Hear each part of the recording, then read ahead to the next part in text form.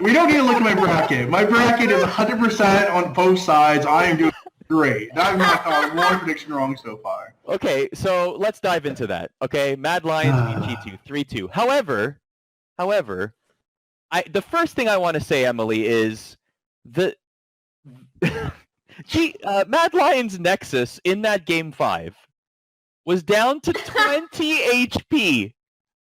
Okay, 20 HP, and still somehow hilarious.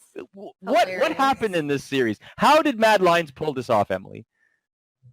So I think it's a combination of, like, a lot of people are taking this victory away from Mad Lions because they're just like, you know, G2, they're trolling, they don't care about this game. The bracket's messed up because you have a team like G2 can just fart around and they'll be back, which I have my own thoughts about that, but I'm going to put that aside because I actually think that's a bit unfair to Mad Lions, because when we talked about Mad Lions, and I brought this up last week, talking to LEC teams, they said that Mad Lions was actually the most dangerous team in this bracket because what they had shown, I assume in scrims, and sometimes on stage too, is that they had a remarkably high ceiling that this team could reach if everything was working, like if they were playing at their best, right? So if everything was working, if they drafted well, if they played to their win conditions, they have the talent and the communication to knock off some of these teams. I did not expect them to knock off G2, by the way, and I believe me and Jacob were the two highest people on Mad Lions, if I remember correctly, and neither of us had them beat. I have no recollection. Tyler was over here setting up the campfire, and Mad Lions was the chicken over the roast. I have no recollection. That's not enough credit. You're not giving. Go find the tape of the river. Yeah. I said that no one on this panel, and mostly Tyler, no one was giving Mad Lions enough credit. And guess what? I give them credit. I gave them credit, but I think for me, it's really hard to bet on a team that's just that inconsistent, right? So, but anyway, like the thing with Mad Lions is that I think talking to teams around the league, they knew that they had the talent. It was just about, you know, can they draft well? Can they play to their win conditions? Can they go up against G2 like individually? And something that I feel like not enough people are talking about with G2, and they're over focusing, and maybe it's just like who I've seen talking about it. So correct me if this is being discussed elsewhere, because I haven't actually checked Reddit or anything but Twitter to kind of see what people's takes are on this and talking to people privately.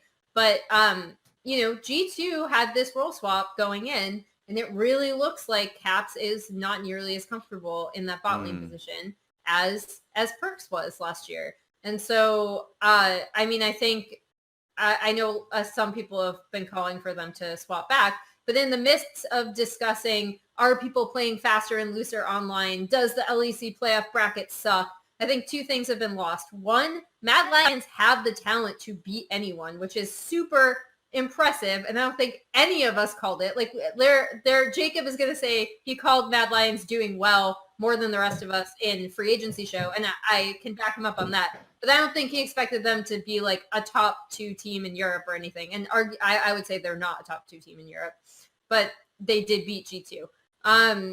I think they do have the talent to beat anyone and seemingly in a best of 5 if they bring everything together, have a really good day, their communication is clicking, they play their win conditions, and they draft well. So that's, again, like insanely impressive for this Mad Lions team. And I don't think the fact that people are playing looser online can take that away from them. And then the other thing I think people really need to be bringing up and looking at is that this role swap does not look like it has worked out as well as G2 had hoped. And flip the switch. What is going to happen going into either the rest of this playoff bracket or going into summer split? Are they going to swap back? Doesn't want to switch. That's the question. That is the other question. Yeah. Does this roster look the same then by the end of the summer, or by even the start of the summer? I can guarantee that Perks is going nowhere. I mean, we've talked about franchise players. Yeah, that's true. Yeah. Carlos has told us that he could see Perks as an executive in G2. Yeah. And I'm not saying that Caps is going to get traded or leaving the team, but you have a challenge on your hands now, right, Jacob? I mean, you and I were there, right? Like the two of us talked to Carlos in that interview, and he talked about how if it doesn't work, we're gonna swap back, and like there's obviously a lot of ego on this G2 team, so I'm hoping that like it's that simple. Is like, oh yeah, you flip it back, the 2019 World Championship runner-up instantly again, right? But like, I don't know. I felt like I was watching an LPL game in Mad versus G2. Wow. In the best way possible. Yeah, I was like, this is great. I love this. It was awesome. But like, yeah, like our chat's giving Mac a lot of like credit for draft, and he like deserves it, right? Like these, like this was, I don't know if off meta is the right word. I don't think it is, but it's certainly like this is not the way that like North American teams are, even other European teams are playing right now. And G2 sort of just like threw it out there. Mad Lions also did the same, and like Mad Lions got the better of the two, right? Playing like sort of off the wall picks. And so I definitely think that they deserve credit where credit is due on that respect, or on that perspective. And like I think they should make the swap mid-split. Don't think it's realistic to make a roster change at this point. I don't think that's the right call, but there's a lot of ego in this G2 team, and I hope that everyone's ego is not fragile enough that making the swap back like would hurt them in terms of their chemistry. Jacob, hold on a second. If you were to ask members of G2, and we even asked Carlos this, he would say that there is no ego on this team, that they function as a unit. You don't believe this at all. You don't believe that at all. It's easy to say that when you're winning. I was about to say, it's easy to say that when you dominated your region, right? I would say that Caps, moving Caps, the original Caps to G2 transition and Perks to AD carry position is ever seen in League of Legends history, right? And I think that in that case, right, like it worked. And so of course you're going to feel good. Of course you're going to feel good. You won you won, and you outsmarted everyone. You recruited the best mid laner in the region and Caps at the time away from Fnatic. And if you don't think that there's animosity between the players of Fnatic and the players of G2, you're wrong.